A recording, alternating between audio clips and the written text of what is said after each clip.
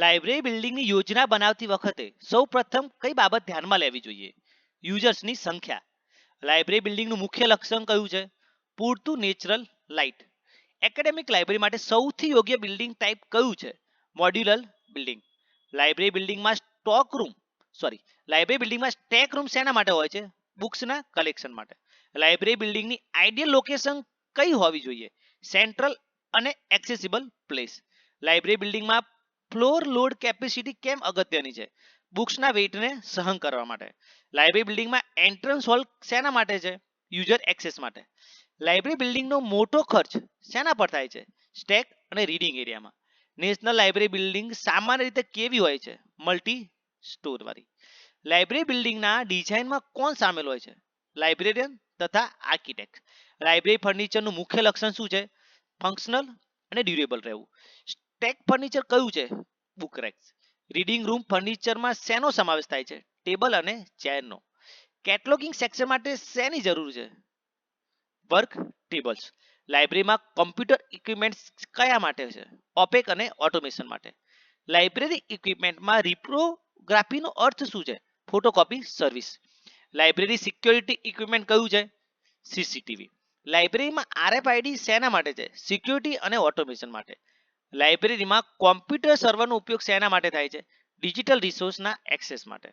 Library furniture પસંદ કરતી વખતે કઈ બાબત અગત્યની છે? યુઝર્સનું કમ્ફર્ટ. ગ્રીન લાઇબ્રેરી બિલ્ડિંગનો મુખ્ય હેતુ શું છે? Energy efficiency. ગ્રીન લાઇબ્રેરી બિલ્ડિંગમાં એનર્જી સોર્સ શું હોઈ શકે? Solar panels.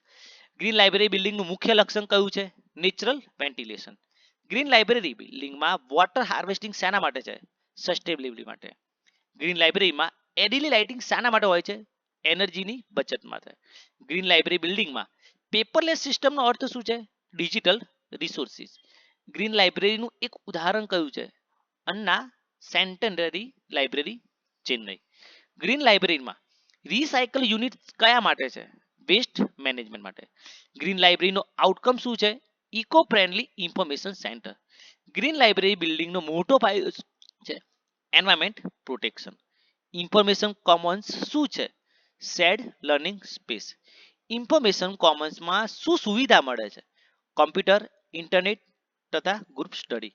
ઇન્ફોર્મેશન કોમન્સનો મુખ્ય હેતુ શું છે? કોલેબોરેટિવ લર્નિંગ. મેકર સ્પેસ શું છે? Creative lab in the library. Maker સ્પેસમાં શું હોય છે? 3D પ્રિન્ટર, ટૂલ્સ અને ટેકનોલોજી. મેકર સ્પેસ કયા વપરાશકર્તા માટે વધારે ઉપયોગી છે? ઇનોવેટર્સ એન્ડ સ્ટુડન્ટ્સ માટે. ઇન્ફોર્મેશન કોમન્સનું આઉટકમ શું છે? Student engagement. મેકર સ્પેસનું આઉટકમ શું છે? ઇનોવેશન અને ક્રિએટિવિટી. ઇન્ફોર્મેશન કોમન્સનું એક ઉદાહરણ કયું છે? Delhi university knowledge Commons. Maker સ્પેસનું એક ઉદાહરણ એમઆઈટી મીડિયા લેબ. લાઇબ્રેરી સિક્યોરિટીનું મુખ્ય લક્ષણ શું છે? Resource protection. સિક્યોરિટી માટે આરએફઆઈડી નો ઉપયોગ શેના માટે થાય છે? થીફ્ટ પ્રિવેન્શન માટે, એટલે ચોરીથી બચાવવા માટે. લાઇબ્રેરીમાં ફાયર સેફટીનું સાધન કયું છે? Fire extinguisher. સીસીટીવી કેમ અગત્યનું છે? સર્વેલિયન્સ માટે. લાઇબ્રેરીમાં એન્ટ્રી ગેટ સિક્યોરિટી શું કરે છે? અનઓથોરાઇઝ એક્સેસને અટકાવે છે. સેફટી માટે અર્થક્વેક રેસિસ્ટન્ટ ડિઝાઇન ક્યાં જરૂરી છે?